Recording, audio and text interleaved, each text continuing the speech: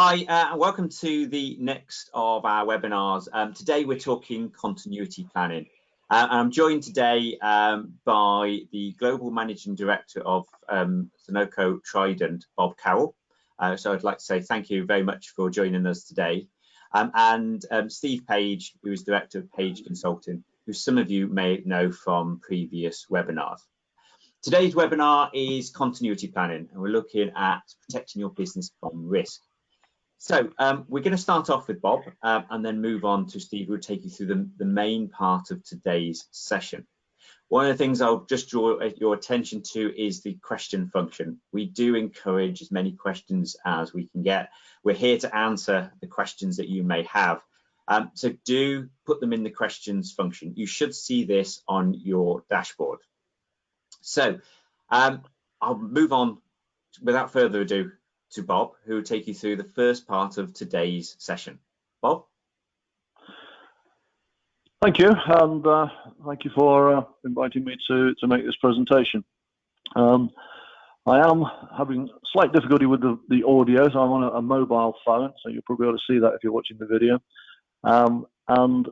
Steve is actually going to be running my slideshow for me, so every so often I will be saying next, and Steve will move us on to the next slide. At the moment, Steve, I can't see anything on screen apart from a white screen that says business continuity planning. No, I think we might have a little bit of a technical issue going on. We seem to have lost Steve. Oh. Are you there?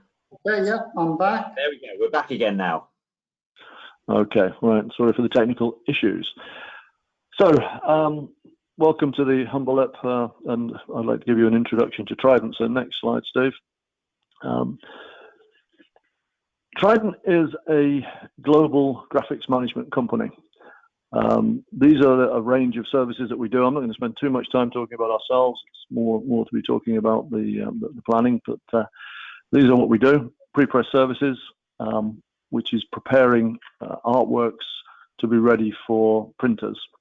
Digital services, which is getting the CGI images, which most consumer goods companies now use almost more than they do printed graphics, because everything's sold through the web.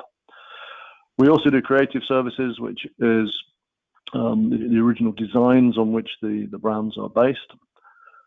And we have a big technology department. We have about 60 programmers in Hull who write computer programs for us to actually manage all of the processes and services that we do. And we offer a business analysis service to our customers. Next, Steve.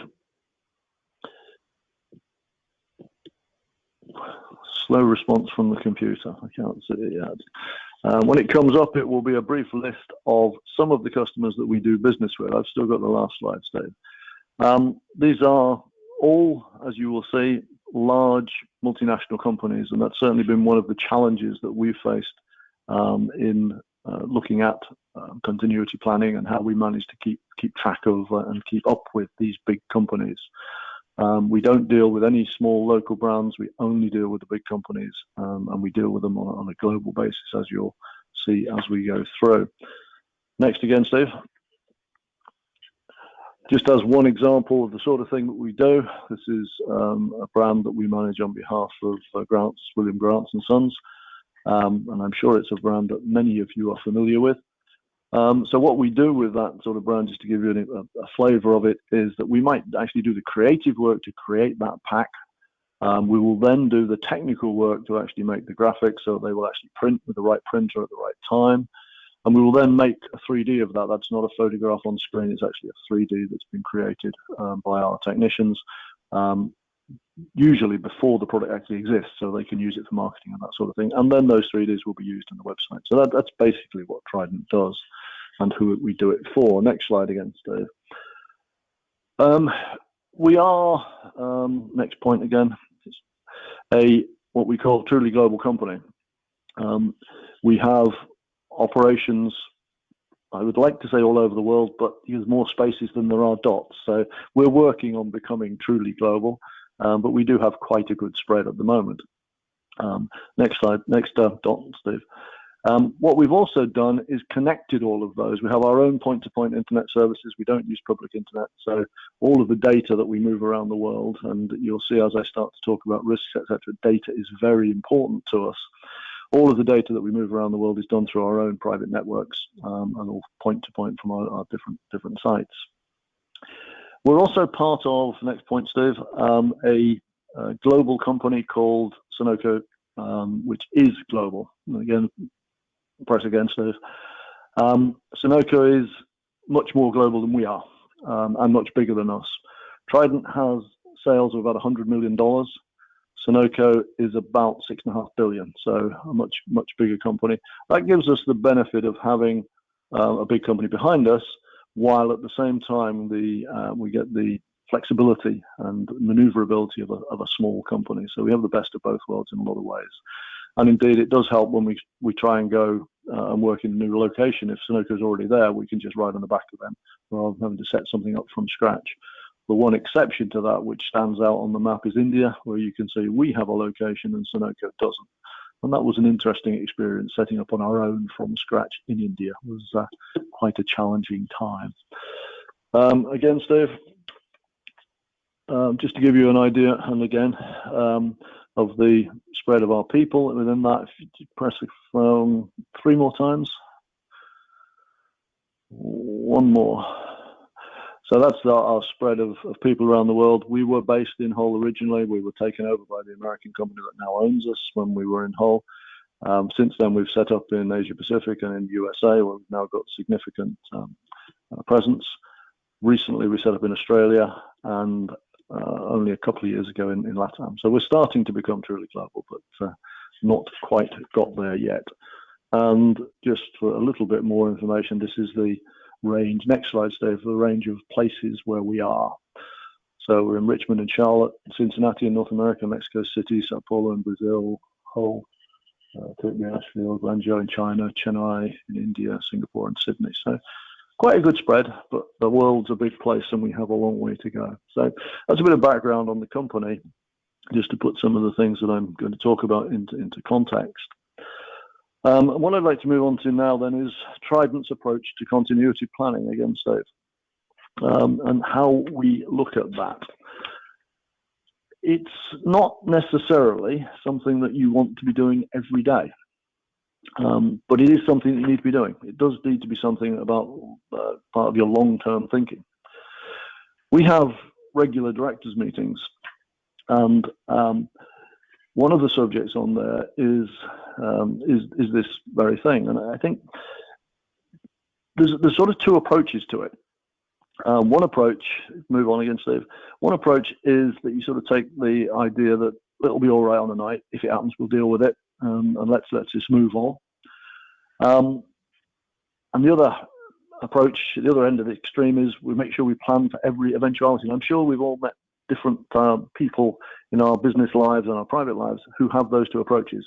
Some people never pre-plan for anything and just wing it when it actually happens. Other people like to know every detail of everything and move forward. But I think, as with most things in life, probably the right approach is somewhere between the 2. And how do you get that right balance between the 2? Well, I think for me, it's a bit like health and safety. Lots of people do health and safety now because it's become such a big thing, you have to do it. And within health and safety, the way that they look at it is, what's the likelihood of a particular event? What are the consequences of that event? And you take those 2 things into account in making a decision on what you're going to do about it. So if it's very, very likely, and it's going to have terrible consequences if it happens, then you put a lot of time and effort into making sure that you do something about that. If it's very, very unlikely, but it might have terrible consequences, you might do something about it. And there's all those sort of combinations around those 2 things, but those are the 2 things that you look at. And it's the same with this sort of thing. And next slide, Steve. So what we do within Trident is we have a concept called Sleepless Nights. It was brought about by one of our directors who actually joined us from P&G, because that's where he was trained. I'm not sure if it's a P&G idea, but it's certainly something he's brought to it. And he brought it up at one of our meetings and said, I think we should go through this. And it's about, what are the things that worry you about the business? What are the things that worry you about the future? And what should we be doing about that? So anybody on the directors team can bring items to this agenda. And the idea is to make sure that we have plans in place at the appropriate time, because some of these things are time dependent. And we thought about it. Some we just keep an eye on and think, what's happening in the market and so on. But some of these things are immediate and we have to deal with straight away. Next slide, Steve. And the process is to look at what's happening in the business, in our market, in the world, which could constitute a threat to our business. This very busy slide, which I do not expect you to read, but it can be found on the web. It's under Mega Trends and Technology in 2017. Was something which this same guy brought to one of our regular directors meetings when we met off-site in London for a review of the future. And it's something which was done by, I think, one of the big national newspapers, and it looks at mega trends in the world, what's happening with work, what's happening with the economy, what's happening with money, what's happening in media, what's happening in transport. And we did a sort of brainstorming session for half a day on looking at what are the effects of these trends going to be on our market, on our business? And are there any things in there which we need to look at and say, maybe we should start thinking about this and start planning about this? And it's all those sorts of things. Sometimes it's a bit blue skyish, but sometimes it's a little bit more immediate than that. So let's move on to some specific examples of things that have come out of this process and things that we've done something about. Next slide, Steve. So I'm just going to leave this up as I go through and I'll talk about each one of these in a little bit of detail. Data loss is the first one. And as I said at the beginning, we're a data business. And you can see in the picture there that you've got a guy operating a computer. He's got computer graphics on it.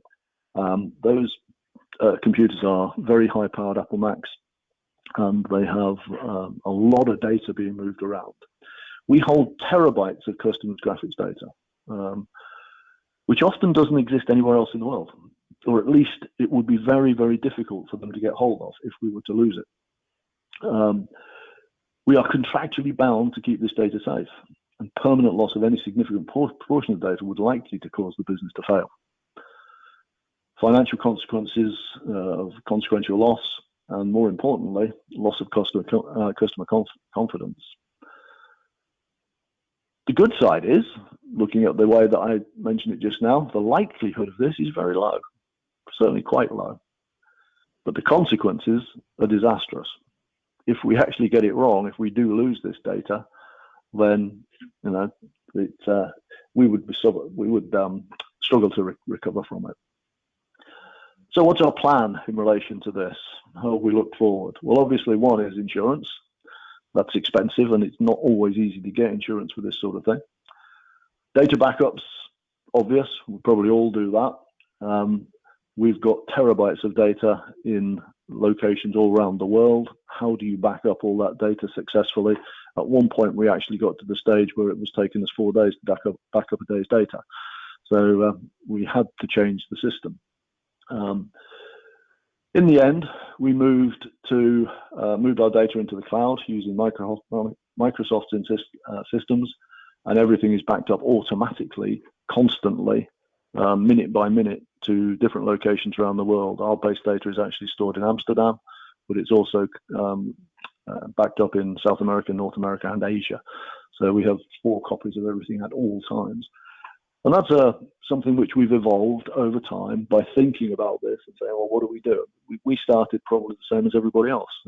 Tape backups, which were kept off-site. So every night one of the developers would take the tapes and take them home. And that works for a while. But you've got to look at, is that good enough? Is it going to make us safe in the future? And as you get more and more data, you've got to keep that under review. The next one I want to look at is hacking. The data we hold is also sometimes very sensitive. As you can probably imagine, the consumer goods companies that we're dealing with, and you saw that list earlier, can be very sensitive about what their competitors know about their brands. We hold those brands. They have non-compete clauses with us. They have clauses in their contracts that make sure we have to keep this data confidential at all times. Just as an example, I don't know if you can remember when Gillette brought out the new razor with the 5 blades and the rollerball on it. The rollerball was the new idea. We were working with P&G on the designs of the packaging for that 2 years before it hit the market. They were absolutely adamant that that must not get into the market. They didn't want anybody else, not Wilkinson, knowing they were going to get this blade here. So they had to keep that absolutely confidential. So if we get hacked and somebody finds out about that, again, very serious consequences for us. Another thing about it is that we have to keep the brands very secure because of counterfeit products. Most of our customers, particularly the whiskey brands that we deal with a lot of counterfeit product in Asia. And we have measures with them to work on making sure they don't get counterfeited. But it's a risk to us. If that data gets compromised in any way, then that could be a risk to our business. The likelihood in this case is quite high. People get hacked all the time, as we all know. Even the biggest people, even the most secure people get hacked all the time. I think Bill Gates got hacked last year, didn't they? Consequences, serious. Not as serious as the data loss possibilities. I don't think it would necessarily cause a business failure, but it would certainly cause us some serious difficulties. We'd lose confidence from customers, and they would possibly move business elsewhere. So what's our plan moving forward? Well, obviously we have to have very strong internal data protocols, strong processes, and ensure only authorized software and files are used on our system. We have an absolute state-of-the-art cybersecurity system, constantly monitors all traffic onto our computers, and will not let through any traffic which is not on a predefined list. So we define what sorts of data, what sorts of sources, who can get access, etc. And everything is totally controlled. Costs of this are pretty expensive. This is not, your normal cybersecurity software that you can buy off the shelf. This is a bespoke product, and we're talking hundreds of thousands of pounds for this. Another thing that we looked at was more of a risk to our business in terms of the longer term, but the move from physical packaging to digital marketing. Customer behavior, as we all know, has moved, and COVID sort of pushed that even further. Everybody does everything online. I've never been a real online purchaser, but in the last 6 months, I've probably moved over to as much as anybody else. And we were exclusively in physical packaging, but we could see that if we stayed in this, we'd struggle to grow. From the consumer goods point of view, they still need physical packaging, but it's becoming less and less important. It's not the biggest way in which they sell to their customers. What they're selling to their customers is much more digital now. So the likelihood, I would say, is 100%. It's definitely going to happen. There is going to be a move away from physical packaging to digital. Consequences, there's going to be a lessening of opportunities for us to grow, slowing of growth, commoditization of our products, because they'll be really focusing on the graphics on screen rather than the graphics on the product. And therefore reduce profitability. So what's the plan? What do you do? How do you try and minimize that risk to your business's future? And what we decided to do, I think it's pretty obvious really in the end, is get into the digital market. We can start doing the digital stuff as well. Develop the capability to produce digital images for use on websites and compete with the marketing agencies for the production of the animated 3D designs, etc. that they use. Costs of doing that, again, pretty high in terms of capital, staffing, training to move into that, but they were costs that we thought was worth investing. And it has now become, we've probably been into it now for 3 or 4 years, it's become a profitable profit center for us overall. And of our total turnover, it's approaching 10% now. And we would expect maybe in 10, 20 years' time, it's probably going to be more than half of our business as we move into this area. And if you don't see that sort of market change coming, your business continuity is going to be seriously undermined, obviously. Another threat from that sort of area that we looked at was globalization. Technology change within our industry meant that it was possible to have one agency doing your work globally. In the past, it wasn't. You had to talk to local agencies. You had to get the local languages done locally, etc. We now deal with all of those customers pretty well that I showed you on the screen there on a global basis. So P&G we do with in pretty well every country in the world, 160 countries or something for them. We deal with all those languages. We deal with all that complexity, and we send all of that out. If we hadn't seen that coming at the time when we saw it coming, we were a single site in Hull. We would not have all that business now if we had not decided we need to become truly global and started to put together a plan as to how we were going to make that happen.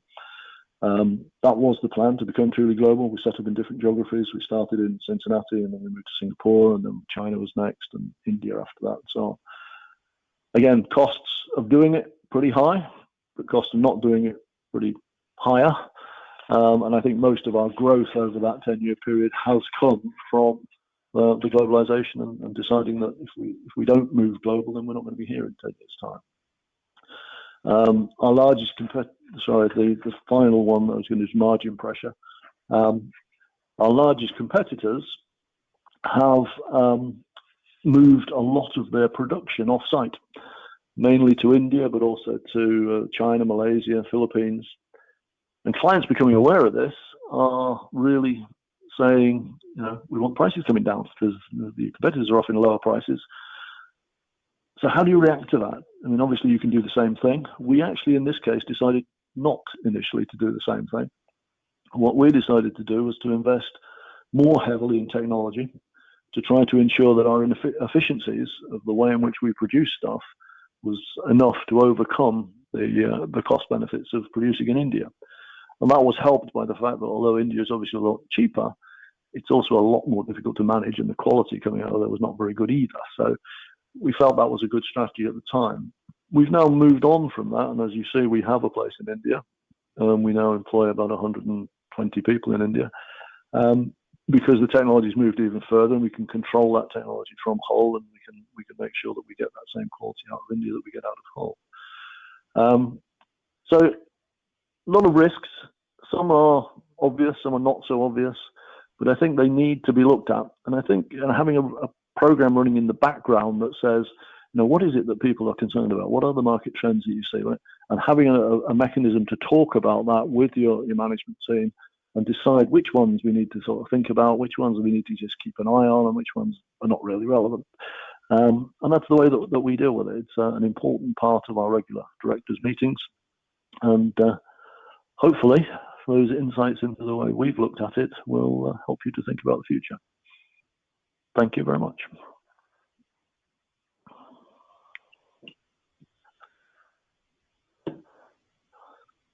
Questions? I don't know if there are any questions coming through. So thank you very much there. So I was just having trouble with my IT. It seemed to be IT issues. For some reason. Thank you very much, Steve. Some really interesting points you made there. Just looking, we have a couple of questions that have come through. The first one, fairly straightforward, is yes, in terms of the recording and the slides, they will be available through the Humber Growth Hub later. In the handout section, there will be a download for the slides on today's session, so you can download those straight away and have a look at those. And they're available in the handouts section. The next question which we've got is about how often you have meetings to discuss. I'm just trying to read the acronyms that they've put in. So basically, how often do you have the meetings to discuss, I'm going to say, business continuity in terms of and the planning meetings as directors? Well, we have a sort of series of meetings as directors, which as all companies do. So we have a 2-weekly meeting where we all get together. We are a global company, so we have people in all of those locations. So it's a Teams meeting, and has been even since before COVID. That's every 2 weeks. It only lasts 1 hour, and it's really top level. What are the topics that we need to discuss? That delegates things down to subgroups who work on the specific items. We've made a point recently of making Sleepless Nights, as I call it, an item on the agenda for that meeting every 2 weeks. It's only 10 minutes, and it's just, has anybody got anything that we really aren't working on now that we need to be working on? What are the things that are concerning people, and is there something that we're missing? The work on this is done outside those meetings by the relevant subcommittees, people who have, depends what it is. If it's tech, obviously it's our tech director will take that on and come back to us with reports. So that's the way we operate it. We also have 6 monthly face-to-face meetings, or we did before COVID, where we all get together, we go away for a week and we discuss a lot of things. One of those days is on this subject each time. So it's quite often then. I'm going to say little and often, but I don't necessarily mean little and often as much as the more often that it's done means, it's, like I say, the best way going forward. Yeah, I think it depends how you define continuity planning. You can look at it in a very sort of mundane sort of way, where making sure you've got your insurance in place, etc. But one of the things that Trident has said in some of our publicity materials is that we reinvented ourselves 4 times, and we're only 25 years old. We started off just doing reprographics for a printer. Then we become doing artworks, then we become doing creative, and become doing digital stuff, and the business is changing constantly. We're in a digital business in which the technology is changing extremely rapidly. You have to be able to respond quickly. Yeah, definitely. Yeah, definitely. Things change very quickly. Thank you very much for that, Bob. That was really really useful. Certainly some really interesting things, and it's great to hear from an actual business about how it's been implemented on a day-to-day basis in a real-world situation. Because, as I say, what we're talking about here is real-world stuff. So definitely, thank you very much for that presentation. Okay, thank you. Yeah, thanks, Bob. I'll now pass you over to Steve, who will take you through the next part of today's session. Steve. Thanks, Peter. Yes, I'd like to give a very special thank you to Bob there. Amazing insights into what a global market-leading company are doing and how they've built continuity planning into the core of what they do. Some fantastic insights there, and wow, can't you just see why Sonoco-Trident are a leading company around the world? Absolutely brilliant what Bob and his team are doing, and I wish them all the very well for the future. And it's great that he, an incredibly busy man, can take the time out to share some of those experiences with us. Really appreciate that. That's just fantastic. So, with those insights in mind, what I'll be doing is spending a little bit of time with you in the remaining part of the webinar, just having a little look at what continuity planning is and how you might go about either developing, if you haven't created one already, a business continuity plan, or how you might update and refine the one that you've already got. So, in terms of what we've got, we've covered the introduction, and Bob has spent half an hour of his time with us, just sharing those insights into what he and his team are doing in Sonoco-Trident, and how that is enabling him to grow and develop a business, really looking at understanding and protecting that business from the risks that are out there in an incredibly volatile and changing world, where things are different depending upon where in the world you're actually operating. So I'll be taking a little while out to just sort of take a closer look at what we mean by business continuity planning, the sort of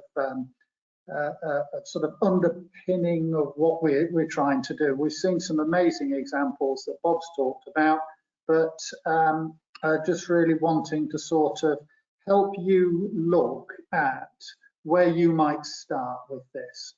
As Bob was saying, the business has been going for 25 years now, so they have had an awful lot of practice, and I suspect got this thing started right in the very early days and have continued to develop and expand it, and make continuity planning right an integral part of what they do, right at the core.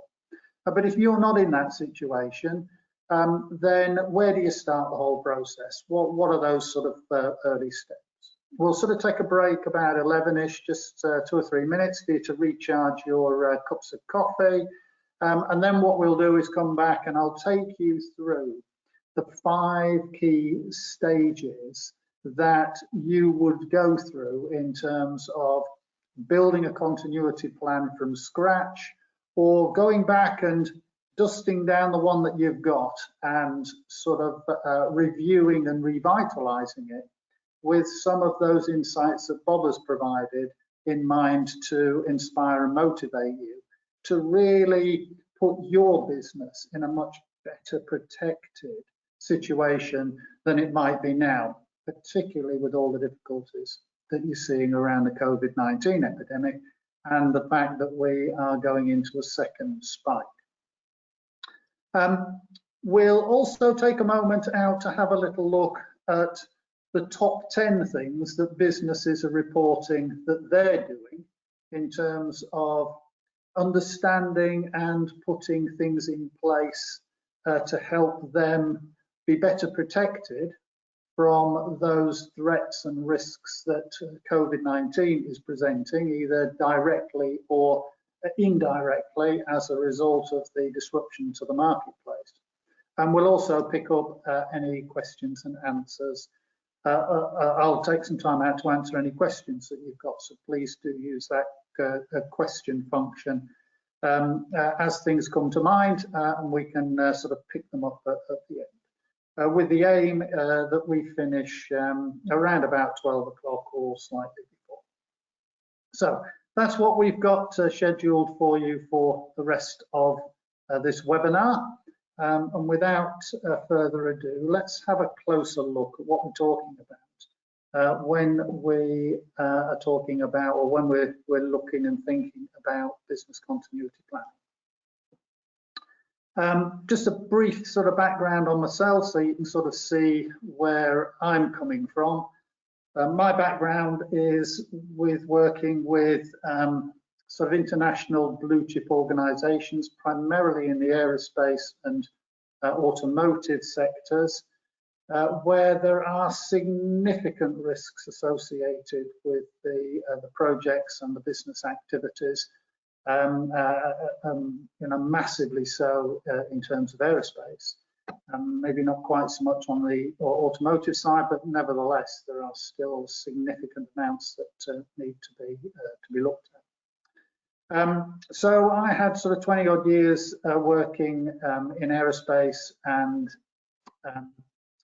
in automotive, and I brought a phenomenal amount of knowledge and experience from an amazing career into running my own consultancy, which I sort of launched in 2003.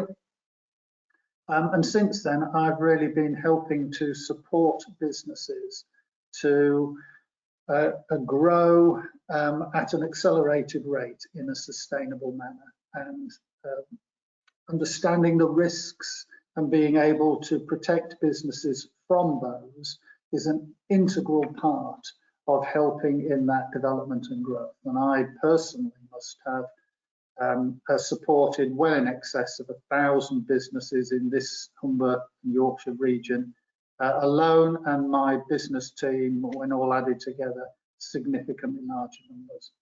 So just a little bit of my background and really the experiences that I have had working closely with a variety of different businesses across many different sectors over the last 17 years.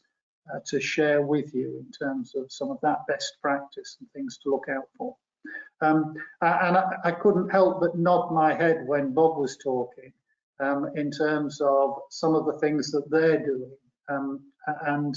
Really it sort of captured some of the world best practice that you see going on with some amazing businesses. So, what is a business continuity plan? Well, it's maybe got a sort of slight misnomer in terms of the name that is given to it. But fundamentally, business continuity planning is a process. And the business continuity planning process is really executing a management system. a business management system that helps you to identify threats and deal with the risks that may come out from them. And those risks can manifest themselves in two ways, or the response to those risks can be dealt with in two ways.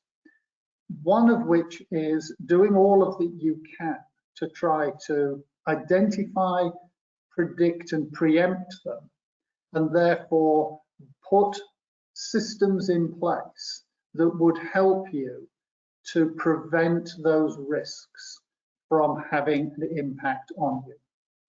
And where a risk does happen, and there is a real damaging impact on the business, as Bob mentioned, there are consequences that come out from that.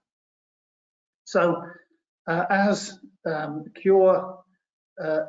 prevention is better than cure, placing tremendous effort on trying to identify and prevent the risks from impacting on you is a primary consideration. And I thought that a little idea that he talked about around the Sleepless Nights, where everybody gets the opportunity to add on to the list those things that the business may not have formally seen coming, and get the opportunity to get it on the radar and deal with, was a fantastic way of helping to get that early identification and prevention systems in place that would protect the business immensely.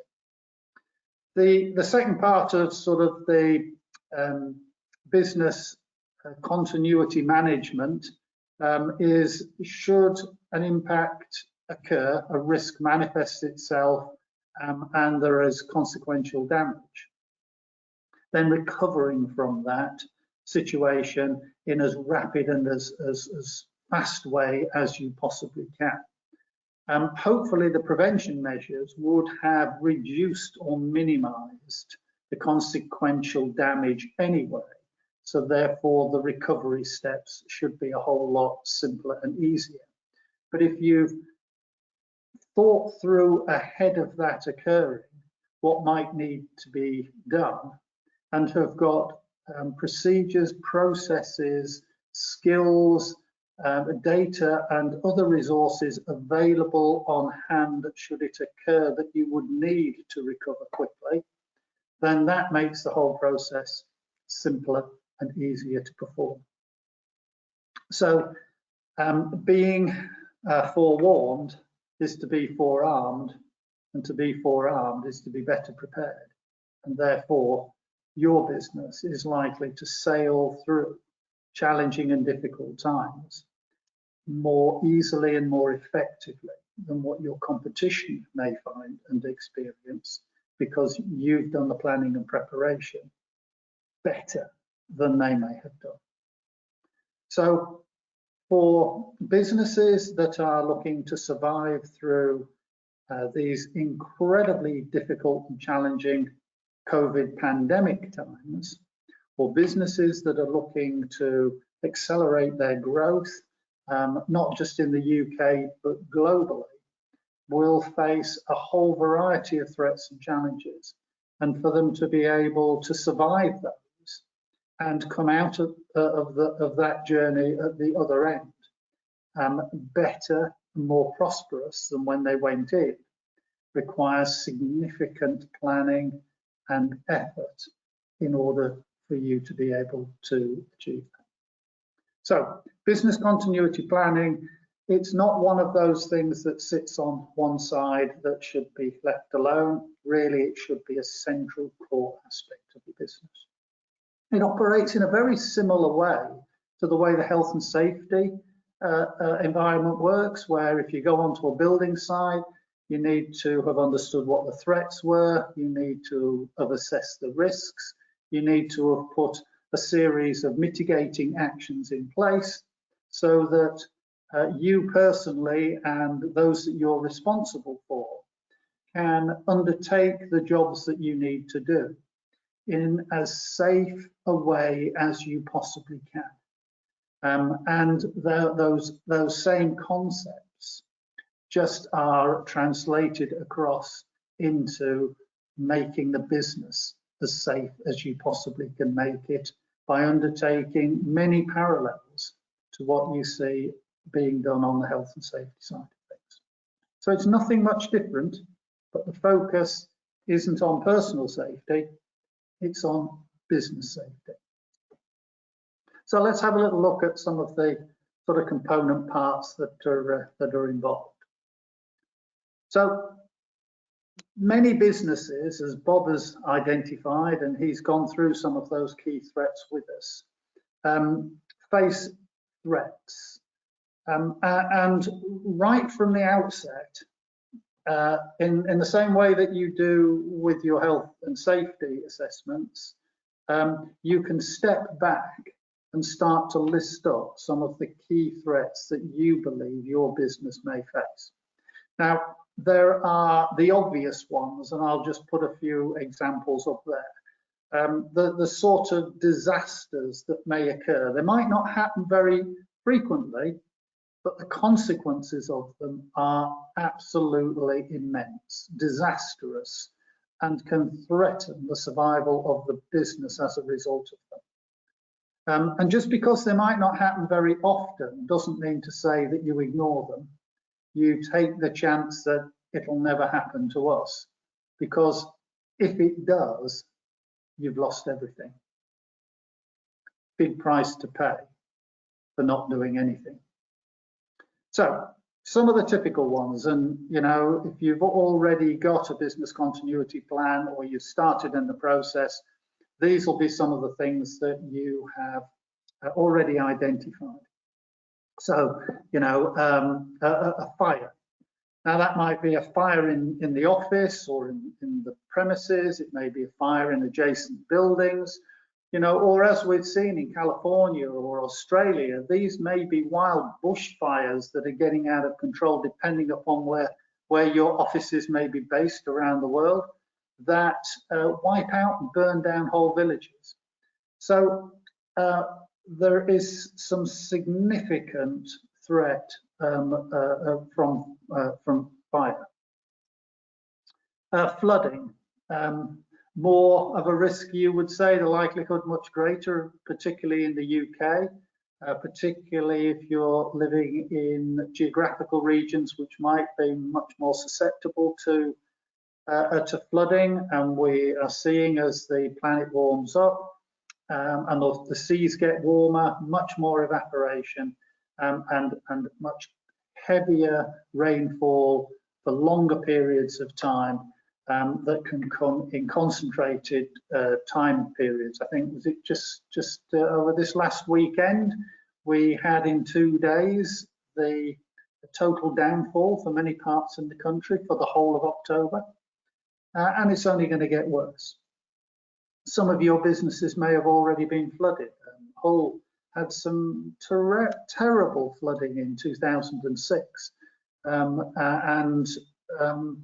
you know, and the flood defence systems are still being sort of developed and built off the back of that.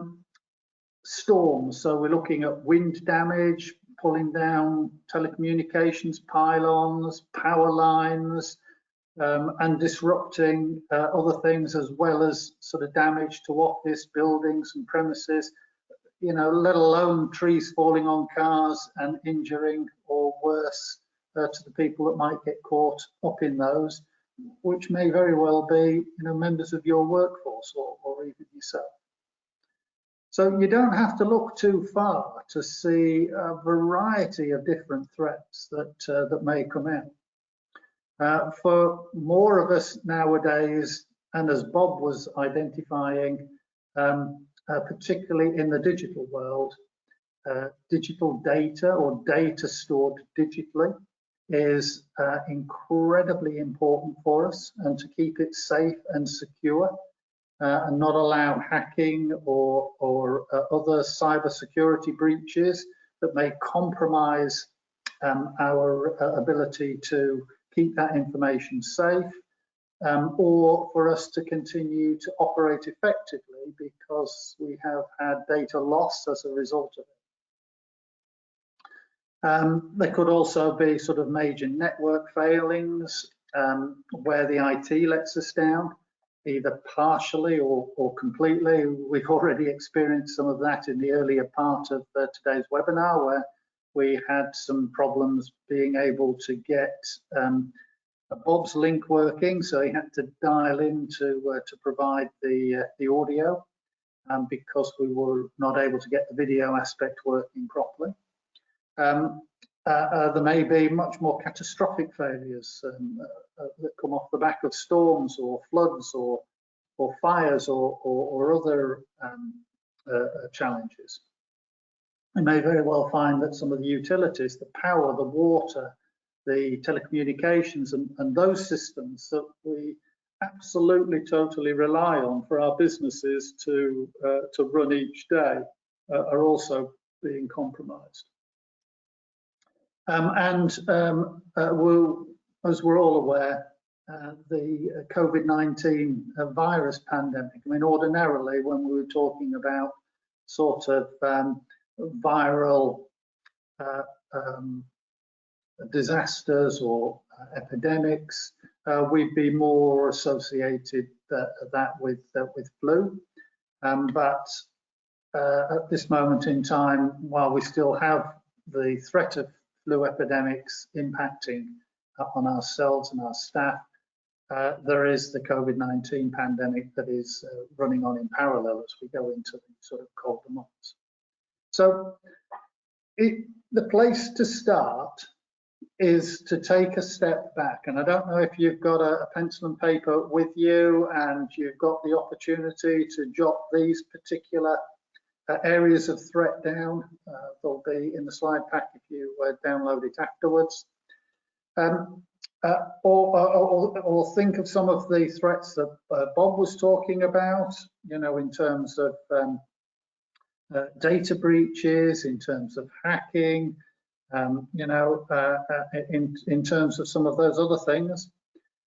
Then you can start to form a list of threats that you can start to prioritize in terms of the risk factor. And as Bob mentioned, risk is measured in terms of the likelihood or probability of something occurring times the impact or the consequential damage that would occur if it did. So if you were to have a little look at each of these, you could start to put them in a priority order with the ones that you believe are the greatest threat sat at the top, and you could work your way down in priority order so that you now have something that you can start to look at, identify, to say, so what are we going to do about this?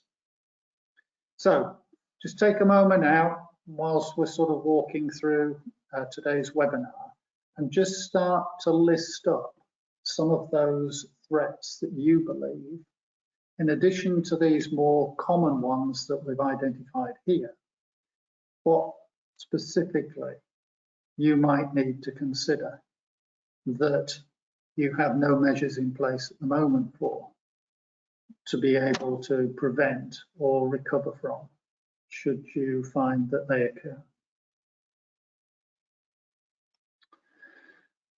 So we start by identifying the risks. What we can then do as part of that prioritizing those threats, we start with the threats. So what you can then start to do is have a little look at the sort of widespread damage that might be associated with them. So things to consider would be, you know, if that threat were to manifest itself, if it were to occur, then what sort of consequential damage might be incurred. Bob talked about damage to reputation, he talked about financial claims, that might come from the contracts that they have got and the responsibility for protecting their data. And customer confidence, which again is sort of associated with reputation. So what would be those consequential damages, the impact that a threat happening would do to your business? So there's reputation, there's impact on the financial health, impact on your ability to keep things safe, ability to stay in business, particularly where certain threats in terms of market changes, disruptions that are occurring as a result of COVID, may all have a very high impact, severe consequential damage as a result of doing them. And by thinking through some of these, that will just help you to refine the order and the priority of your threat list. So we're now starting to build up a little bit of a picture in terms of the sort of threats that you might be exposed to. And don't be surprised if that list of threats runs to 2 or 3 or more pages, because there are so many of them potentially out there. And you might want to group them under certain headings so that you can sort of deal with a cluster at the same time. Scary stuff, but it's important that you get them listed down and you get some sort of understanding about just what sort of threat you're dealing with and how big an impact it could have on your business. And I don't mean just your reputation, I mean some of those other consequential damages that could be very, very severe indeed. So now's not the time to sort of ignore it. In fact, most businesses have got a little bit more time on their hands at the moment than they might have had previously, purely because of the COVID situation and their income streams being quieter than they might have been ordinarily. So if you're in one of those businesses where you have got that little bit more time to play, then now is the time to use this time wisely and start to get this business protection management system, these business continuity plans in place, so that moving forward, your business can be so much better protected than it might be now. Remember, I think it was Benjamin Franklin who said, by failing to prepare, you're preparing to fail. So if you haven't taken the time out, and look at how much time Bob was taking out, wasn't doing it all of the time, but he was doing it sufficiently frequently for over a period of time, that effort to build up into something substantial that was providing some real protection against the risks and the threats that they had identified were present for what they were doing and the direction they were trying to move their business in. So now's the time to make the start. Use time that you've got available to you and really use it well to start this process going. And we've said you start with the threats and start to look at the nature of those threats, the likelihood and the consequential damages that could come from them, and to put them into some sort of priority order. So, business continuity planning really falls into 2 camps. One is prevention and the other is recovery. And the 2 parts really sort of are involved as an integrated plan, but there are different things that you would do in terms of prevention from the things that you would do to recover in the aftermath of a threat happening to you. So we tend to call the recovery bit the crisis management, because we're managing the crisis that's occurred as a result of the threat happening. And on the prevention side, we tend to refer to that as contingency planning, identifying and putting in place contingencies that would help to prevent or minimize the impact, the consequential damages, should a threat happen to you. So let's just take a moment out to look at those contingency planning activities, those things that are associated with trying to prevent or protect a business from a threat having an impact on you that would be severe enough to create a crisis. The business continuity planning, it defines a proactive course of action that your business would undertake to minimize the impact of a threat or an unexpected situation should it occur. Okay, so it's a suite of multiple sets of contingency plans, and the way I look at it is that you can build your business continuity plan, your business protection management system, up in layers. So you can take the top threat on your list and you can identify the risks associated with it and decide what you want to do to help to protect the business from that threat. But should it occur, the separate steps that you would then need to take in order to recover from the consequential damages of that threat occurring. And you can look at that threat and put a package of mitigations in place to specifically deal with that. And once you've got that in place, you can come and look at the next threat on the list and run that through and repeat the process. So section by section, threat by threat, you can build up a comprehensive protection management system that over a period of time enables you to enhance and protect your business more and more and more. And in the little picture that we've got there, you can see a business that may have been going about that for quite a number of years, and how folder by folder it can build up this very comprehensive protection management system that can be incredibly powerful. Now, I'm not suggesting that they're all going to get that big. I don't think they will. And a lot of them will all be in digital files anyway. But it's not something that has to be done overnight.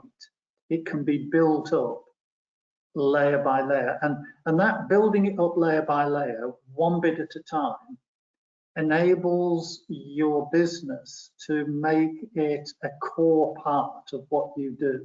It's a continuous process that's sort of running in the background, where pockets of time are being allocated on a regular basis to continually looking to revise, update, or add to the management system as new threats start to become visible. Bob's Sleepless Nights process is a fantastic mechanism for anybody to say, I think I might have identified something else. It's a concern to me, and the business can look at it. So, business continuity planning is a suite, is a suite of multiple sets of contingency plans, but the crisis management ones as well, each dealing with the prevention of a specific threat to minimize its impact if it were to occur. So the contingency side, looking at the prevention and really trying to get that work, because prevention is better than cure every single time. So the more effort we can get in the prevention, the less likely you're going to have a crisis formed. So, contingency planning differs from crisis management. Crisis management is looking at the recovery after it's happened. Contingency planning is looking at the prevention, and the two knit together in an integrated business protection management system that we call business continuity planning. So it's an important part of a business, and it helps to ensure your business becomes resilient to anything that might come along. And business resilience is something that you're hearing an awful lot about at the moment, because it's so critically important that we do all we can to protect ourselves from the threats of COVID-19 and other threats that we also believe that might manifest themselves off the back of that, either indirectly or one of these other things like a flood or a fire that just comes out of the blue to add more misery on top of the challenges that we've got with COVID itself. And what I'm hoping is that the COVID-19 pandemic, whilst it's not done a tremendous amount of positive, may have some positives that come off the back of it. One of which we're seeing is an acceleration of people using internet technology and computer systems to have meetings and undertake training. Where we were traveling around before, polluting the atmosphere, spending hours and hours and hours in traffic jams to get to a particular venue to deliver face-to-face training or have face-to-face meetings, we are now just sitting down in front of our computers and just having those meetings, and we've never had such clean air. I'm hoping also that COVID is inspiring and motivating those of us that haven't put the time and effort into creating our business protection management systems, our business continuity planning, that they'll have had the time and the motivation during this pandemic to get this process started and to put their businesses into a much better, more protected, resilient state than they might have done if it hadn't come along at all. So now's your chance to do something about it. So the purpose of business continuity planning, in summary, is to help your business to become resilient to the impact of the threats, that it can resume normal operations quickly after a major disruptive event. And the preventative steps that you put in place would have either stopped that threat from occurring or minimized the consequential damage when it did occur to make recovery more easy. Now, we talked about prioritizing the threats, and it's important that we do so because it can take time to build these things up. And we do need to do it threat by threat, layer by layer, because that is a way in which we can work it into all of the other things that we're doing and continue to keep doing it. So we need to really get that threat prioritization process started.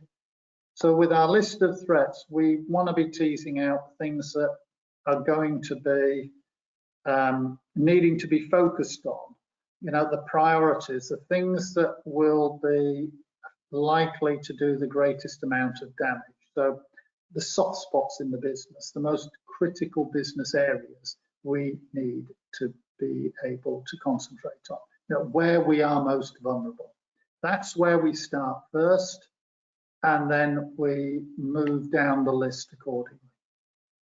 So there's only so much time you've got, so let's really make sure that we're protecting the bits that need the greatest amount of protection first. And as we build our resilience, then start to deepen that by concentrating on those other areas which by then will have become, you know, the top priorities on the list because the list will have got shorter. So what I propose we do is we just simply take literally 5 minutes, no more than 5 minutes, to recharge our mugs, pop to the loo if needed, clear our heads and come back. Because when we come back, what we're going to do is look at how to create a business continuity plan for ourselves. So what are the 5 steps that we need to undertake that take that list of threats and create a business protection management system, a business continuity plan that will serve us well and protect our business for the future. So I'll literally be back in 5 and we'll pick things up from there.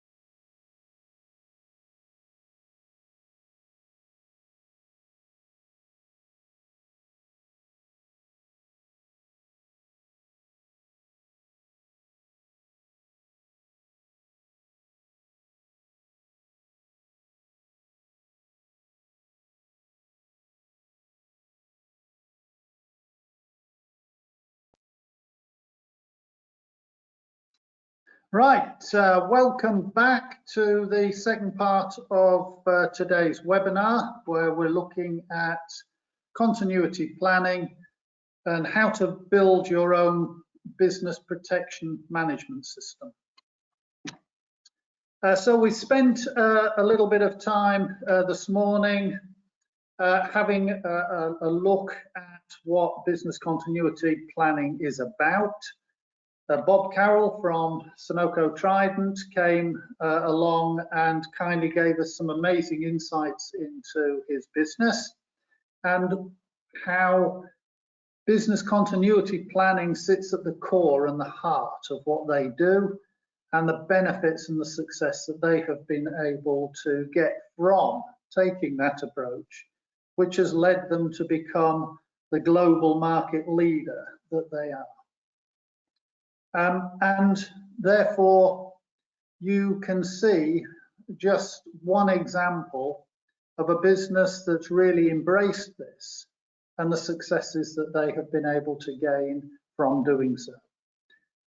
And these are things that you could embrace, that you could build into your business if you're not already doing it, so that you too can get the benefit from many more things just going right, rather than you constantly finding yourself in catch-up because you're having to deal with a whole series of consequential damages as a result of the fact that you haven't put the prevention steps in place to protect your business from those threats. So we talked about where do you start, what are the things that you might consider doing so that you can improve, or if you haven't already got a business continuity plan in place, where you might be able to start that process. And we said it starts with the threats. You create a list of threats, you examine those threats in more detail, you understand what the likelihood and the consequential damages or the impact would be from each, so that you can put them in a priority order. And therefore you can deal with the ones that are going to have the greatest impact or consequential damage, the things that will affect your business where you are most vulnerable, and therefore start to use your time to have the best possible impact and benefit from the time that you spend in terms of creating that protection. So let's have a little look at what steps might be needed that can be simple, easy to implement, very practical, that gets you going on this journey, either picking up and dusting down the business continuity plans that you've got, enhancing them further, or if you haven't even started on the journey, get you going on that journey. So what's involved? Well, there are a 5-stepped approach that I think works best for us. So let's have a little look. The first step, and we're going to go into these in a little bit more detail, is identifying the critical resources that you need. You know, the ones that your business can't do without. The areas of vulnerability, to the threats that we have identified you might be exposed to. To assess those key threats and the impact that they may have if they occur. And really 1 and 2 are sort of an integrated, iterative process whereby you're looking at where you're vulnerable, you're looking at the threats, and you're prioritizing them in order to be able to say, I need to do this one first. There's something I need to do about this. I can't let this one go too long because I'm really exposed as a result of it. And for each of those threats, in the priority that we've assigned, you can then start to ask yourself some key questions, you know, therefore that help you to develop and implement effective ways to mitigate these risks. So for a particular threat, you know, what's its likelihood? What are the consequential damages? How high are they? And therefore, what sort of things might we consider doing that would help to prevent those risks from occurring? And if they were to occur, to minimize the consequential damage, and then what to do to recover from that. So once we've got that thinking in place, that effective ways to be able to mitigate the risk, and not every idea that you come up with, the first idea that you come up with is the best. You sometimes need to list up a number of different ways, and maybe that's done around a meeting room with colleagues and other members of the business team, where you're kicking around a number of different ideas and settling on one that you can all agree is the best way forward. Once you've got that in place and you're starting to sort of get that documented, you can then complete that layer of information, that section, and then start to distribute it around so as to get the familiarity and the understanding associated with what needs to be done. In terms of embedding those things into the day-to-day work, because you need to do that as part of the preventative measures, but also having some crisis management documentation which says if this were to happen, we were to have a fire, then this is how we manage that crisis. This is how we recover from it. And then the final bit is not to then have all of that work sat on a shelf collecting dust and never really maintained or updated, and therefore its usefulness starts to slip and drift away and becomes neglected and forgotten. And this is where building business continuity planning and the thinking around that into the heart of the way in which a business is managed can be so critically important.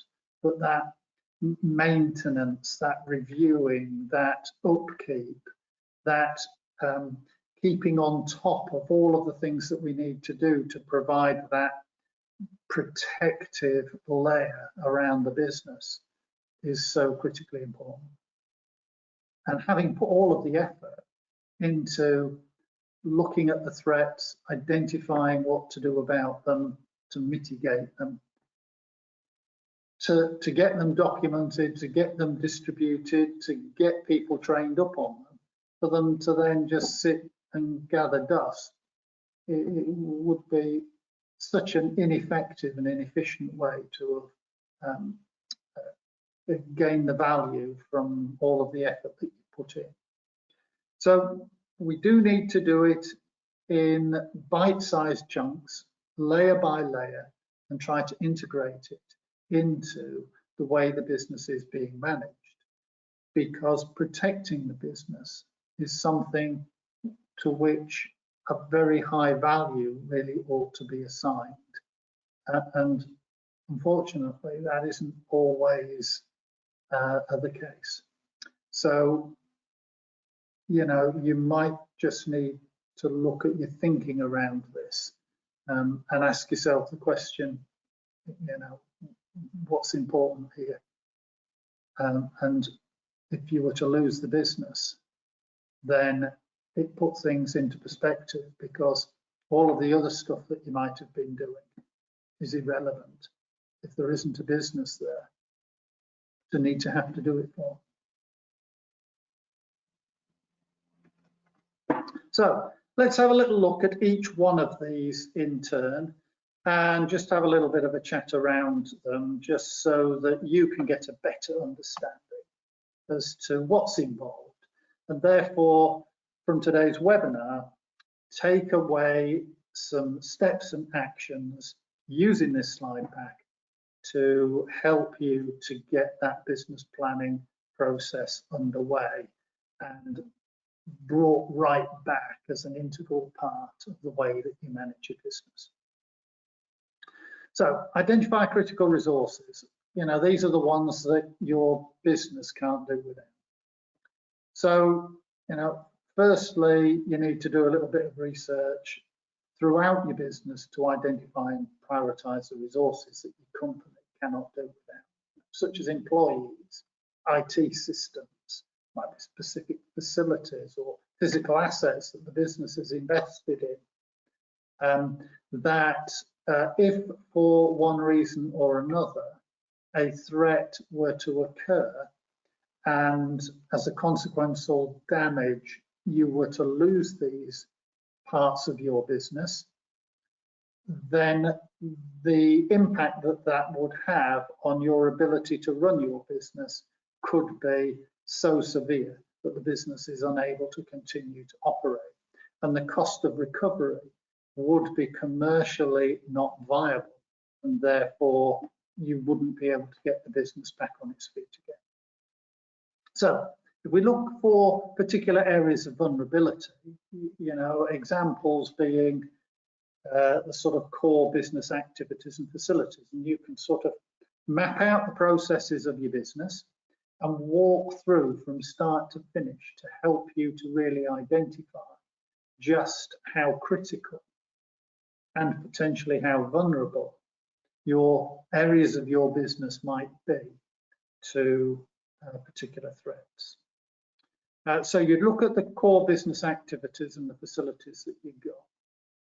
You may pay particular attention to sort of some of that front end, the customer facing side of the business.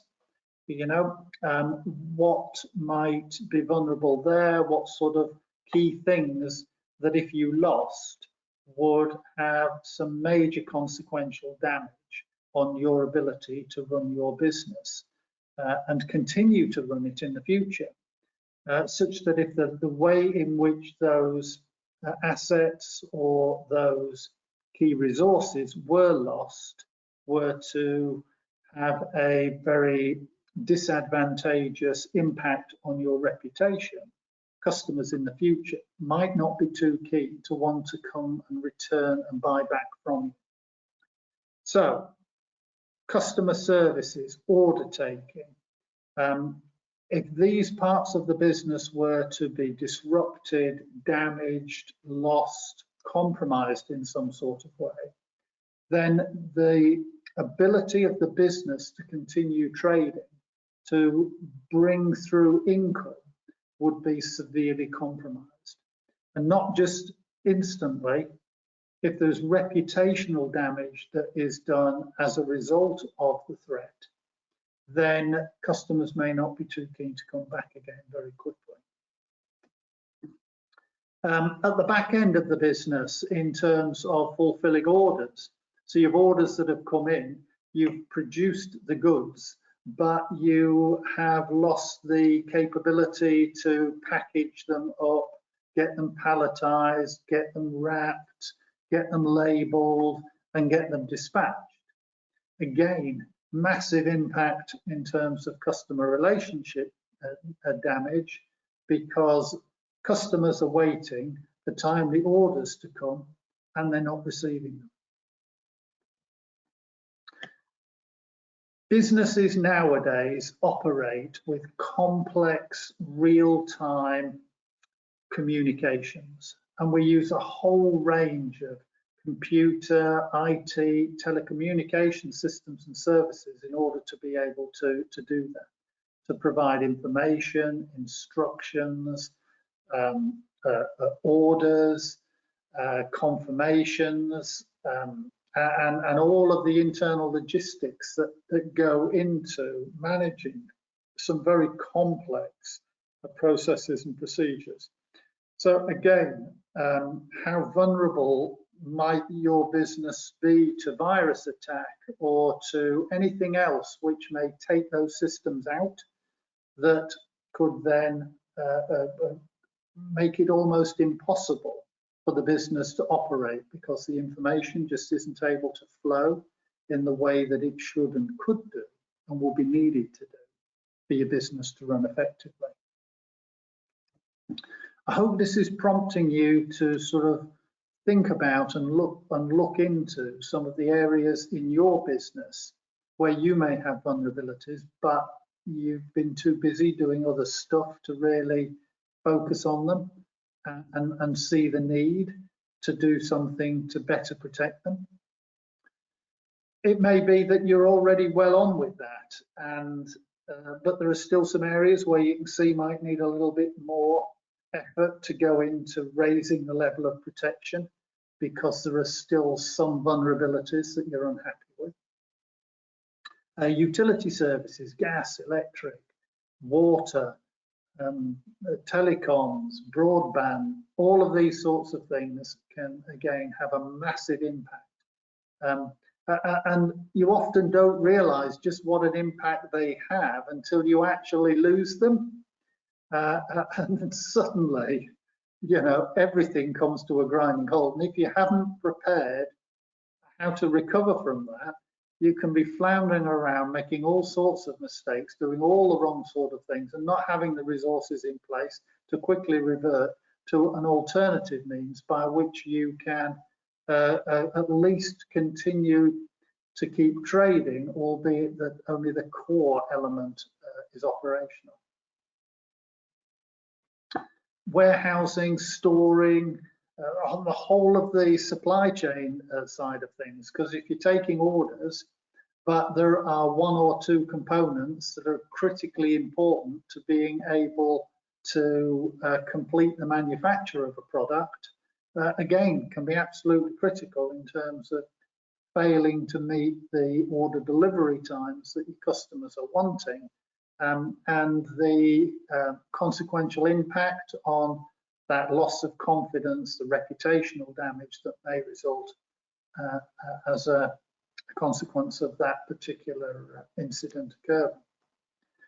So as you start to look at areas of vulnerability in your business and start to prioritize them, then you'll start to appreciate just how much protection your business might need across a wide range of areas in order to be able to develop the resilience that you would hope to have.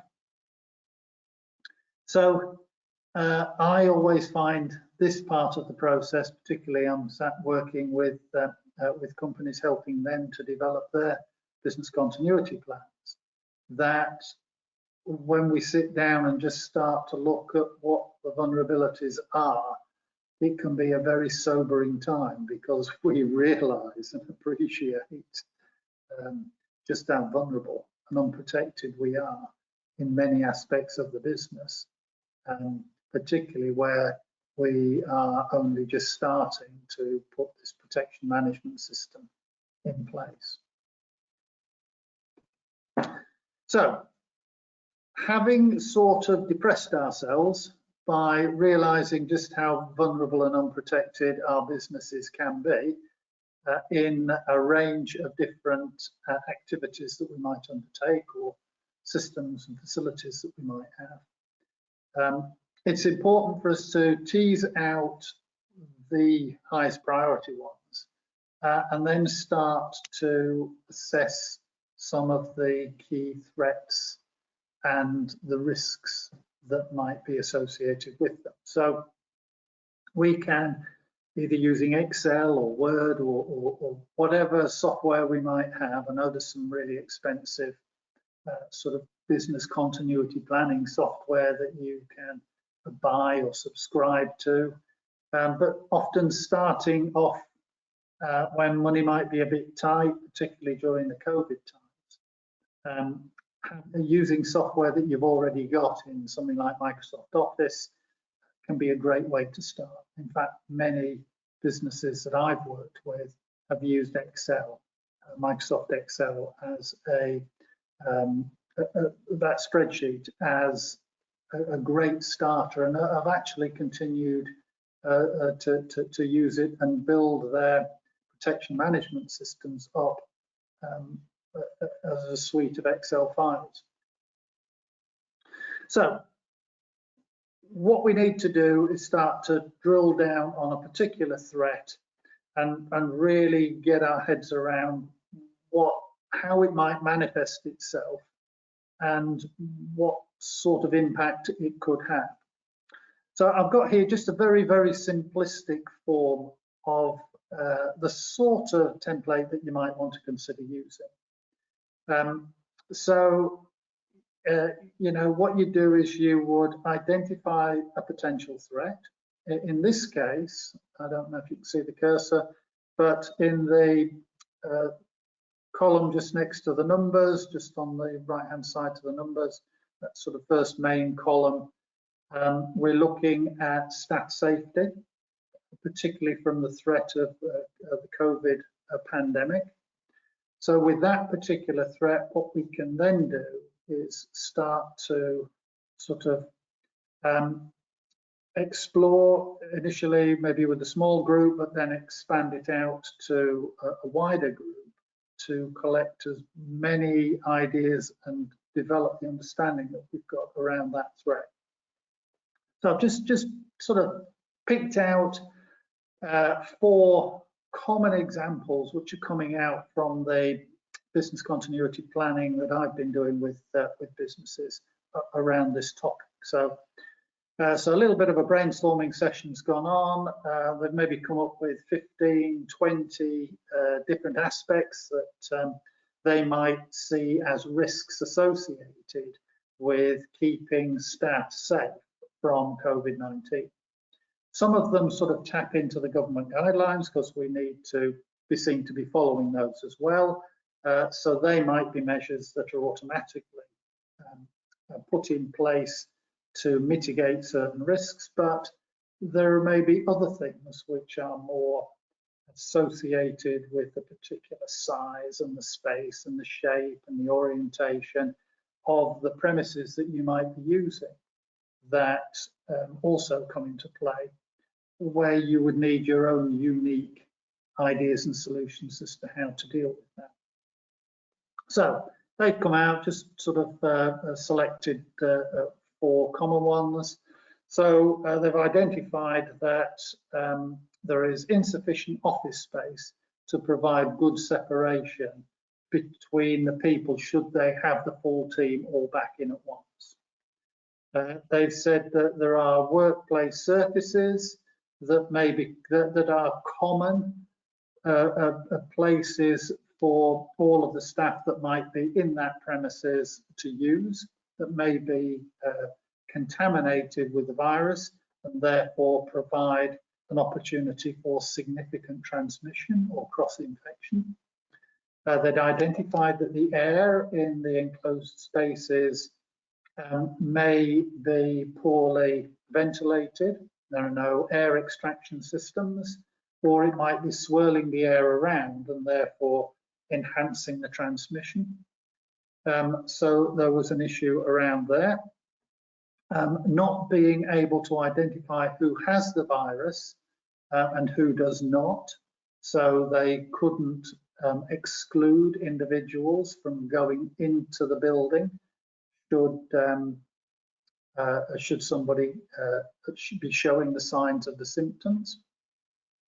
So they teased out a series of specific risks that they had identified that were a threat to keeping staff safe if they were all to be at work in the office premises at the same time. And what they've been able to do is have a little look at the impact and the likelihood of that occurring. Bob referred to it as the consequences or consequential damage. That's what we're talking about with impact. And we can do a couple of things here. We can assess the impact in terms of its the degree to which it might manifest itself. So a high, medium, low, HML. You know, what might the, how high, how big a consequential damage might there be as a result of that particular risk, should it happen. And what's the likelihood of it happening? Again, high, medium, or low. Typically with these, and I've not shown them in the table, but you could have a column which is describing the nature of the consequential damage, and a little bit more information around about the likelihood. So you can show the extent to which these might occur, but you can then add in some extra columns that will give you that sort of more detailed description. Where possible, identifying warning signs so that you have an early indication should that risk be manifesting itself, where they may exist. And then what you can do in terms of the prevention requirements is start to sort of identify, so what does that mean in terms of prevention? What sort of things might we be having to be requiring to do in order to be able to prevent that risk from manifesting itself, to make it even less likely for that to occur, and also to reduce the impact wherever we possibly can. So what things could we do to prevent that risk from occurring in terms of both reducing its likelihood and reducing its impact or its consequential damage.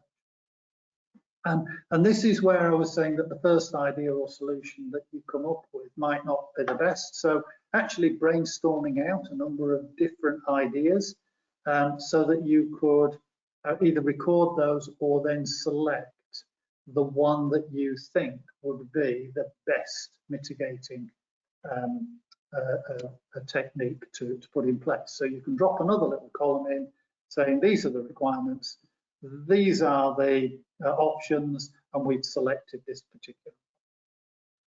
And whilst we're at it, we can also think, well, if it were to occur, if these preventative steps were not enough and we did get some consequential damage, it might not happen very often and the impact might be significantly reduced, but it still created a problem, a crisis for us.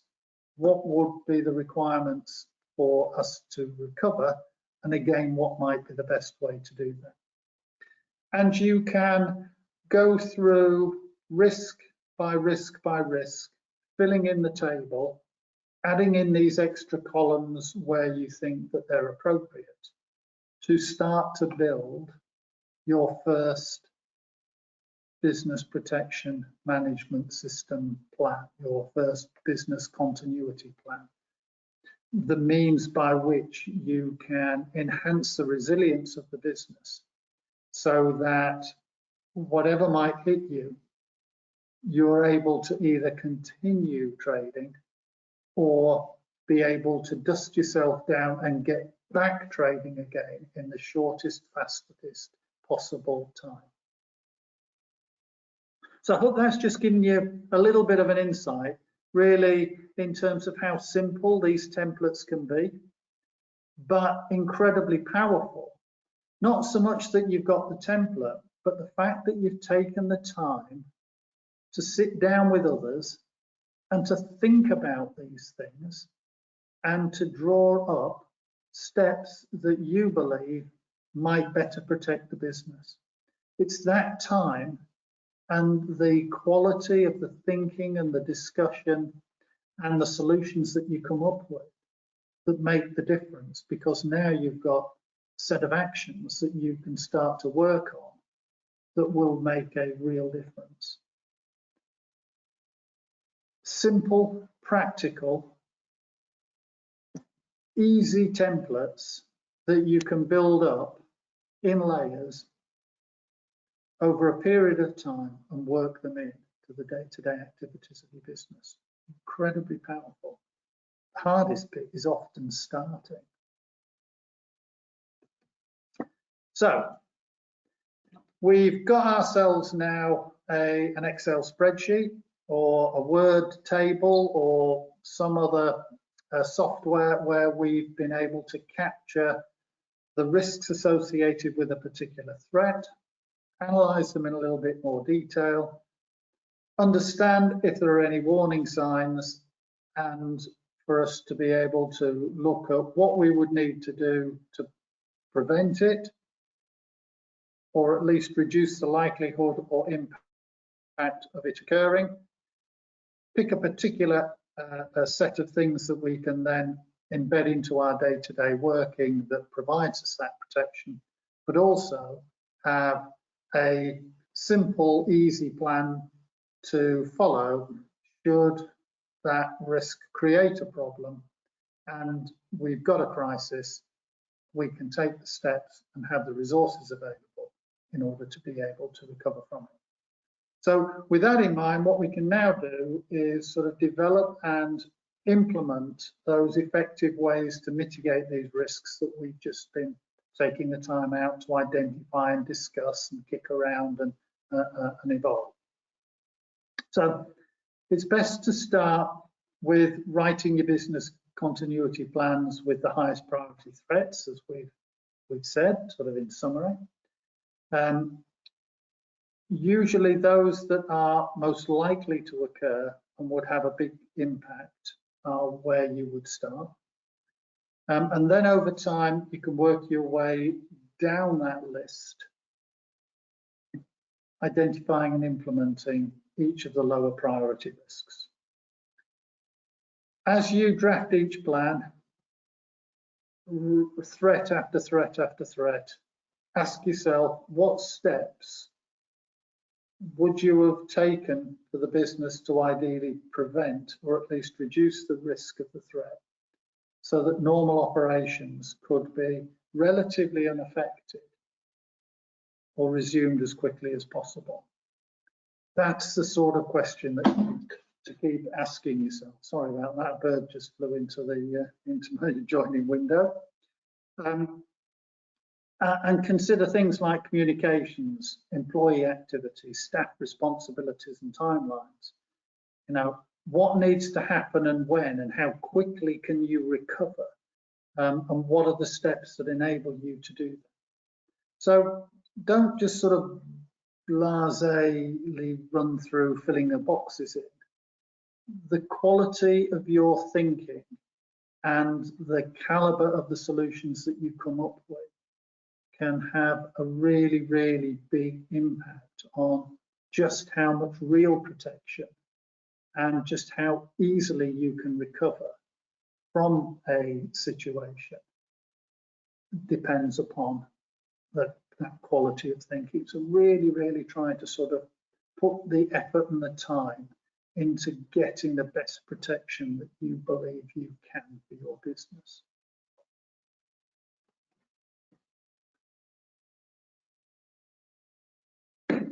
So you've done the hard work by now.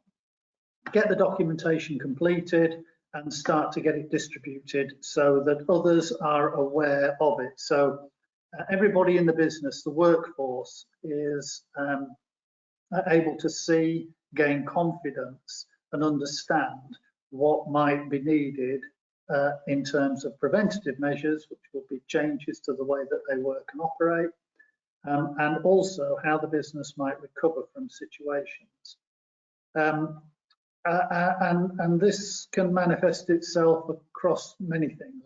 You know, key example is investing in fire prevention and protection systems, so smoke alarms in buildings, all the signage that goes up, and the training associated with evacuating a building, putting smoke or fire safety doors in place with the automatic closers so that doors aren't left open and allow fire to run down corridors or between rooms. Even having water sprinkler systems that might then extinguish a fire before it were able to get too big. You can see the sort of different ideas and different layers of protection that a business might put in to protecting its premises and its employees. So having an alarm fire alarm going off, and everybody being trained in the drill of putting down what they're doing and safely evacuating the building immediately, and all meeting at a roster point where it can be identified that everybody has left the building safely, and that is a point for the fire brigade should they come along to meet with, and if somebody hasn't come out of the building, then they know where they might have been and are able to prioritize what they do in order to try to save the life of somebody who might be trapped in a building. So just often what we now consider to be common sense protection systems that we have built up over a period of time, that all of us are used to because it's just being done on a continuous basis. It's part of what we do, and you know, every now and then we'll have a practice drill, or the alarms will be tested. So on a Monday at 10:30, you know, they'll ring for a minute, but we all know it's just a test to check that the fire alarm bell system is working properly. So it's just an extension of that. As we talked about with health and safety, where you understand the threats to health or injury, you assess the individual risks and you put mitigating actions in place. So as people who might go into a hazardous environment are able to do so safely and work safely in that environment. People who may be in a building are protected from fire with the various systems that are in place, but also the training and the drills that they have that would enable them to prevent loss of life as a result of a controlled and early evacuation.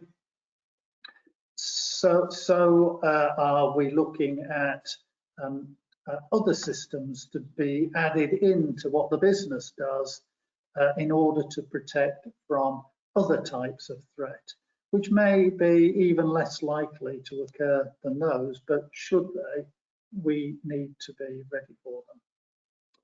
So once each plan's been completed and approved, we can ensure that every employee and stakeholder has easy access to it, just like we do with the training on fire drills.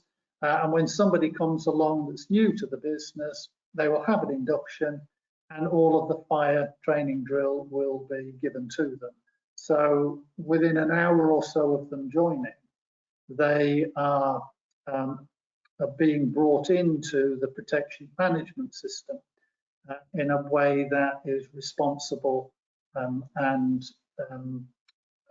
keeps the business safe should there be an issue, the business and the individual.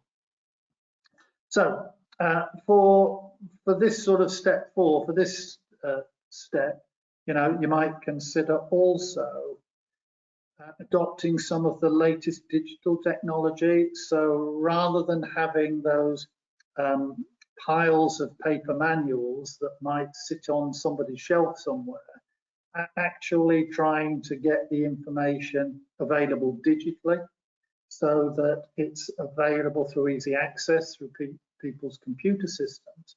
But even more now, we're seeing businesses having specific apps developed that can be downloaded onto employees' phones that give them a wealth of access to key information on what to do under certain circumstances.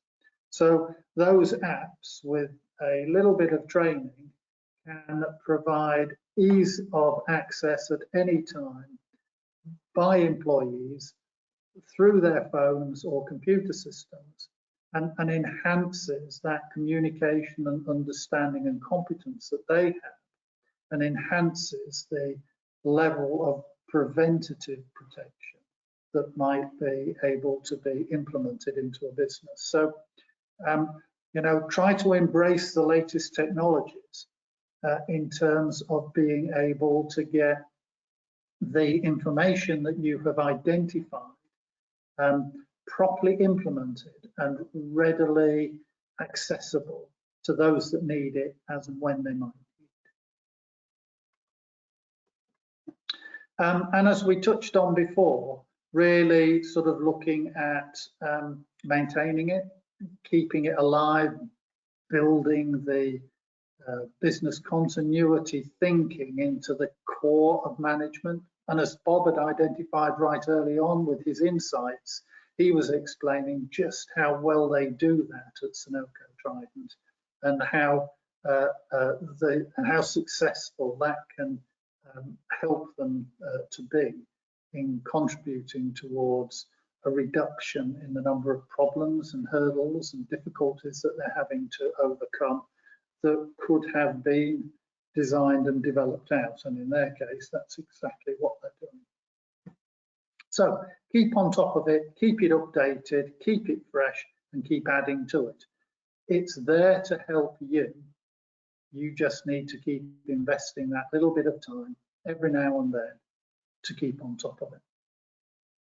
So I hope that's given you a good insight into the 5 steps that we could follow in terms of building your management system. And really, to get you going, what you need to be doing is just asking yourself a number of key questions. What threats do you think are most likely to affect your business? And how are you currently preparing for them, if at all? So we're reaching the end of the seminar now. And what I wanted to do was just touch on very, very quickly the top 10 things which researchers are identifying that businesses are doing to help them become more resilient to COVID-19. I think it's quite a long list, but I thought if I just shared those with you, again, that might give you an indication as to some of the things, if you're not already doing, that you might consider doing just to get some additional resilience into your business whilst you might be taking the time to develop your business continuity plan documentation in the background. So it's said that surviving COVID-19 pandemic is the #1 challenge for businesses at the moment, and I don't think many would disagree with that. So 10 top ways, or 10 ways that businesses are reporting that they are helping to build their resilience and survive. So in order of popularity, what we're seeing coming out by far greater than anything else is the whole sort of personal hygiene and facilities for increasing cleaning and sanitation. So there are processes, facilities, and the means, the resources and the means by which people can be able to achieve the levels of hygiene that we're all being advised that we need to in terms of cleaning surfaces and personal sort of hygiene and sanitation.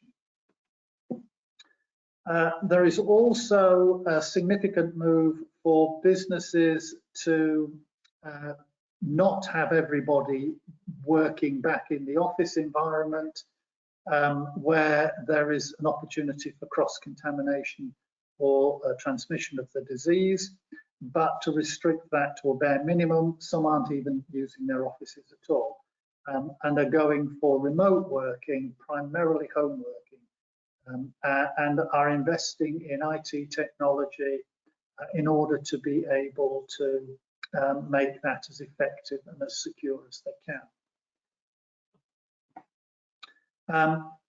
For those that do need to bring people in because the business requires them to be in at work, you know, manufacturers and others where home working isn't an option, then they are putting significant effort into those workspaces to create a physical space to enable social distancing and all of the other protection measures to keep cross-contamination or transmission of the disease down. And that might very well include temperature testing, putting up screens and barriers, air extraction systems. There's a whole variety of stuff that's going into trying to make the workplace as safe as it possibly can be. Developing a pandemic response plan. So basically getting all of the ideas and what they're doing down on paper and communicating that out so everybody knows what the threats are and what the mitigating activities are. These are almost like little mini business continuity plans. They're just really sort of simple summaries which said, you know, in order to protect our staff, these are the things that we're doing to prevent it, but should it occur, these are the steps that we'll take in order to remedy it. Really effective and giving a lot of confidence to employees that their businesses are really thinking about this and doing all they can to protect them. Increase in terms of cash in hand. Now, this isn't something that every business is able to do, and a lot of businesses have been taking advantage of some of the special loans and grants that have been available to businesses. But there's a realization that you aren't going to be able to predict and prevent every single risk that you might be exposed to. And therefore, having a bit of cash that you have squirreled away and kept safe to help you to acquire resources that you might not already readily have, but you might need in order to be able to deal with the situation, is proving to be a really, really positive thing to do, very popular, where businesses might be in a position to be able to do that. So continuing on that list, new ways of contactless product and service delivery, and we've seen this massive swing going over to buying stuff online rather than going into retail outlets in order to acquire it. And again, you know, for purchasing, not using cash, but using your contactless credit card payments and the likes.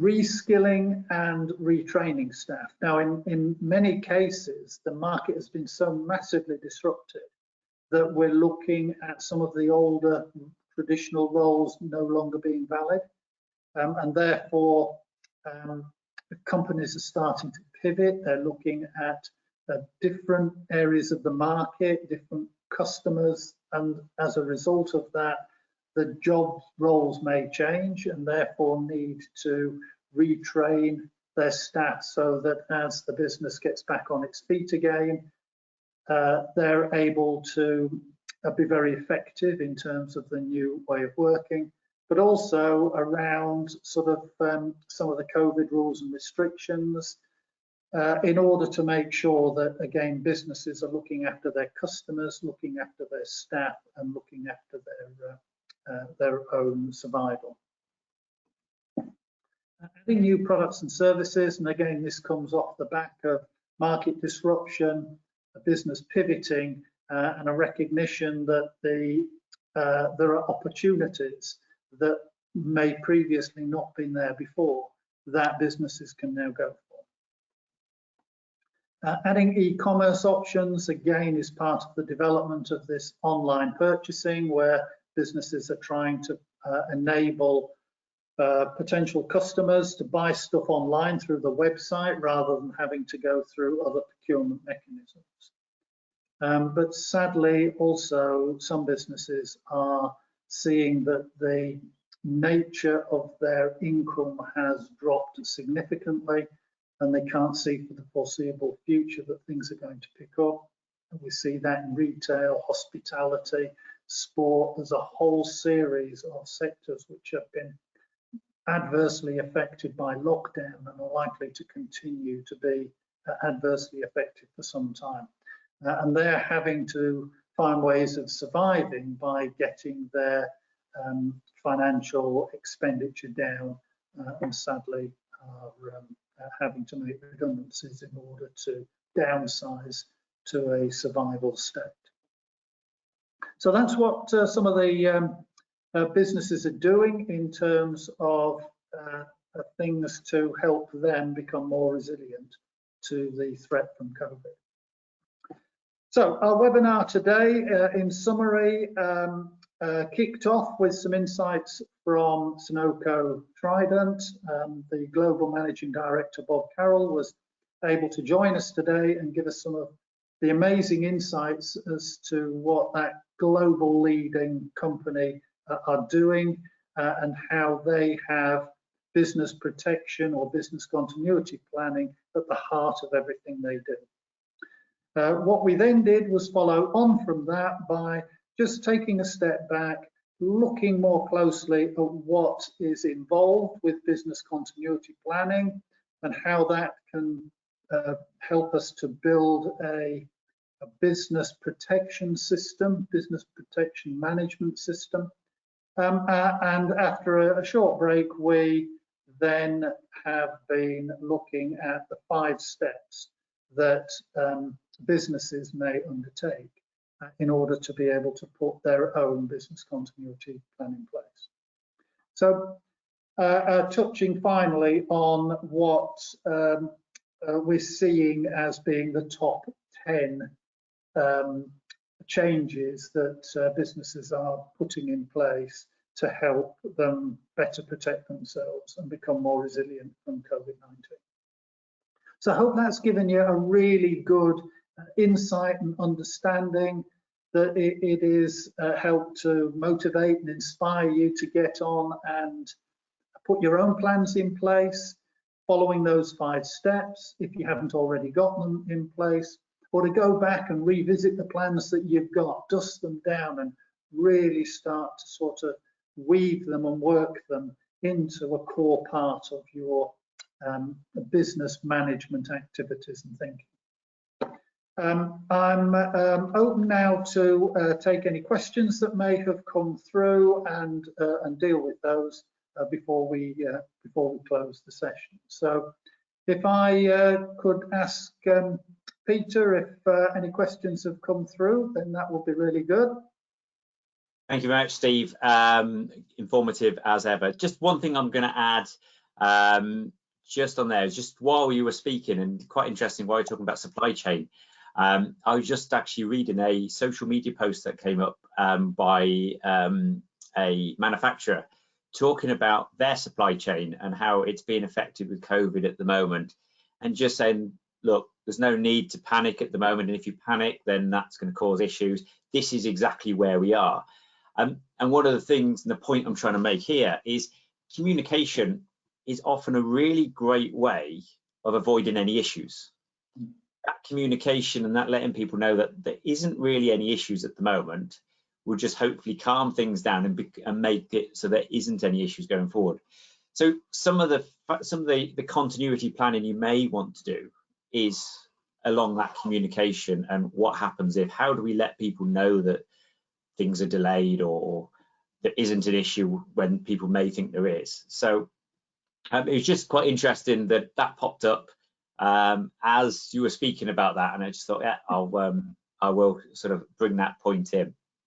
I don't think we've got any questions in today's session, so you know, that's obviously really good. I think we've answered the couple of questions that have come in, which came in earlier. So thank you very much, Steve, for today's session. One of the things I'm going to say here is please do have a look at some of the upcoming workshops we've got. We've got a number of upcoming workshops scheduled in, and new ones will be coming live very, very quickly. So if you have a look at the Humber Growth Hub and the Grow My SME program, so this workshop is funded by the Humber Growth Hub and the Grow My SME program. So go and have a look at that, Grow My SME /events, and you'll be able to see all the events coming up. There will be new ones added fairly shortly, So keep coming back, keep having a look at what's available. As I say, finally, just say thank you very much, Steve, and thank you, Bob, for attending today's session. So really informative session today. And sort of thank everybody here for attending today's session as well. So thank you very much, and we look forward to seeing you on another session going forward. Thank you. Thank you.